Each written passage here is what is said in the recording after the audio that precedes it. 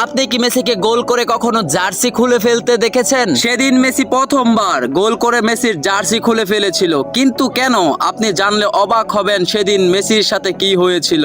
সালটি ছিল 2017, 24শে এপ্রিল। সেদিন মাঠে নেমেছিল পৃথিবীর সবচেয়ে ভয়ঙ্কর দুটি ফুটবল ক্লাব, রিয়াল মাদ্রিদ এবং বার্সেলোনা। সেদিন শুধু রিয়াল এবং বার্সার লড়াই ছিল না, লড়াই ছিল মেসি এবং রোনালদোর ফ্যানদের। সেদিন সেই রিয়াল এবং বার্সার পুরো 90 মিনিট খেলায় ফুটবল ইতিহাসকে সাক্ষী রেখেছিল ফুটবল যে কত ভয়ঙ্কর রূপ নিতে পারে। কি ছিল না সেই ম্যাচে?